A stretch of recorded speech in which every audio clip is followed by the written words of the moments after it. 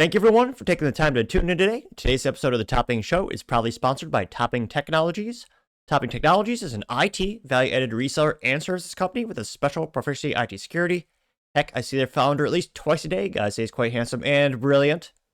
He's me, see, that's the joke. If you're an IT leader or a business owner, you can reach out to the team at sales@toppingtechnologies.com. Also, still giving away a free flamethrower with every IT purchase with Picatinny rail adapters so you can mount it to any standard AR-15 like all awesome accessories can be.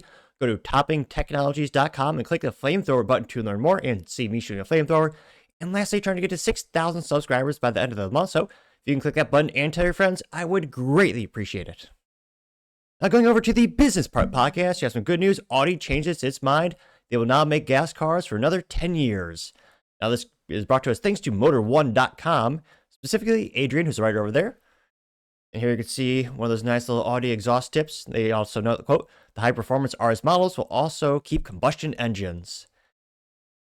Some good news in the automotive community, which is a rare thing with the globalists trying to shut down the fun of the gas engine and push EVs onto us so it's more easily to control. At least that's one of my theories. It's nice to see that they'll still make some fun cars, though Audi did kill the R8, which used to be an awesome, well, you had the V8 and the V10 with a stick shift. I mean, that was a rare thing. At the end, it was a V10, but only automatic, so not quite for me. Also not my budget, but nevertheless, real gearheads want 3 pedals, but again, I partially digress. Dive into the article, again, credited to Adrian over at Motor1.com. They say, quote, last Monday will mark 3 years since Audi pledged to launch its final gas-powered cars in 2025 and transition to selling only EVs starting in 2026, which, yeah, that would have tanked their sales terribly. At the time, Volkswagen's luxury brand also vowed to end production of combustion engine vehicles by 2033, which would be so moronic because, again, the Volkswagen Group is not just the Volkswagen brand. They also own Bugatti, Ducati. Also, of course, you have Audi, one of my favorites, Porsche. There's a lot of good things in the Volkswagen portfolio, though, funny enough, not really Volkswagen selling too well. But yeah, that's why, thank God, they're not going to kill all of it. They say, while it left the door open for ICE to continue in China beyond that date, depending on the demand, Audi was expected to become electric-only brand in all other regions. That's no longer the case. I was going to say, it's not their glorious V10, but here's one of the little big old engines there. It's a nice V8, which, again, the V8 is great. I mean, it rhymes, it has to be true, but it's nice to have some fun cars with V8, like it used to be back in the day. Now, scrolling down, they say, quote, CEO Gernot Dollner told Autocar magazine that Audi is likely to continue production of gas-powered vehicles until around 2035 and possibly beyond. He explained that a strong product rollout through 2026 will give the brand the flexibility to continue selling ICE vehicles for at least another 7, 8, maybe 10 years. He didn't rule out extending production past the middle of the next decade, though he emphasized it would depend on customer demand. Realistically, it would also be government demand and government coercion, as again, not just the United States, but globally, many governments are cracking down on gas engines, that being one of the main reasons that EVs are proliferating in popularity throughout the globe, with most auto companies just straight up admitting, I mean, shoot, Kia said also as well, we're making less gas cars because these governments won't let us, sell the fun stuff anymore. Now, diving more into the article, they say that, quote, then we will decide how our markets develop, and we have already decided to extend the production beyond the communicated dates last posted. The previous announcement was made under then CEO Marcus Dusmalson. Gernot Dollner took over in September 2023, while Audi was forced to discontinue the Q8 e-tron and close the factory due to poor sales. Yeah, that was their Audi EV. Yeah, not so successful. They say in the first quarter, Audi delivered 30.1% more fully electric vehicles compared to the same period in 2024. They also note that EV demand did rise to 46,371 units, though BMW nearly doubled that with 86,449 cars sold in the same period. Still, Audi is outpacing Mercedes, which delivered 40,706 EVs. A new electric vehicle model expected next year in the A3 segment should help increase EV adoption thanks to its lower price compared to the Q4 e-tron.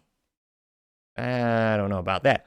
But the combustion engines aren't going away anytime soon. New models such as the A5, A6, I mean, of all the stupid names they have, I'm not a big fan of, when car companies, including Cadillac, Audi, they like to use numbers and letters instead of actual names. I mean, they've got the A5, the A6. I mean, the fact that you don't have A1 and have a collaboration with A1 Sauce is just a lost marketing opportunity, but I'm only partially kidding. They note that the Q3 unveiled are likely to remain on the market well into the 2030s. Most of the newcomers will also get hot derivatives with the S and RS badges. It's still unclear what Audi will do if the European Union upholds the plan to ban new combustion engine car sales starting in 2035. Again, the government's cracking down on it. The company may phase out ICE models entirely or continue producing them for the markets not subject to the EU's draconian regulations. For once, I didn't insert that vernacular. That was actually from the Auto magazine, or in this case, Auto publication. I think they might have 5 magazine sales per year. You can see a nice little Audi engine under the hood there as well. Now they say all European automakers will need to confront this challenge and likely won't wait until the mid-2030s to make a decision. Strategic choices like this require a long lead time due to their far-reaching implications. Mercedes, which was considered going EV only in certain European markets as early as 2030, has also walked back that goal and plans to continue offering ICE vehicles well into the next decade. Among the 3 major German luxury brands, only BMW has never committed to a phase-out date for combustion engines. The company has consistently emphasized consumer choice and pointed to the still lagging charging infrastructure. Audi and Mercedes are full steam ahead with electrification, but now recognize that the transition will take longer than initially anticipated and are adjusting their strategies accordingly. Now, another thing not mentioned in this article, I think, is a big variable in terms of EV adoption, especially in the United States, is the tax credits and implications of that government interference. In the US, for many years, if you bought a new EV, you get a $7,500 tax rebate or, tax deduction or tax credit. So, that's a huge reason to buy one of these depreciating, I would argue, disposable toys, because, again, EV batteries will last, 7 to 10 years on average. And, those cost more than the car to, repair. And I always compare EVs to smartphones. Do you know anyone who has a 10-year-old smartphone? No, exactly right. They're pretty much impossible to maintain, especially when you're locked out from the manufacturer. So, me, in addition to being a gearhead, that's one of the main reasons I'm against EVs personally. And I do suspect without that, if that does in fact go away in the United States in terms of that tax rebate, that will dramatically decrease the adoption rate of EVs. So it will be really interesting to see. Now, I hope they bring back a Halo car like the R8 with a stick shift. Again, stick shifts are more and more rare in the United States. Fun fact, Honda is the largest stick shift manufacturer in the world via the Honda Civic Si and Type R. They're the largest one by volume units sold, not the take rate in terms of percentage of the vehicle that is chosen with the stick shift, though. And I do hope we get more and more fun options. An Audi R8 with a stick again would be so cool, but we'll see. But as always, let me know in the comments because I would be fascinated to hear what you have to say.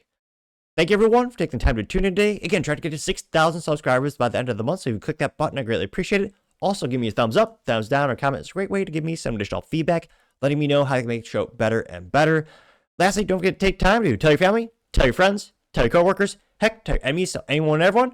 Just stay safe, fight the good fight.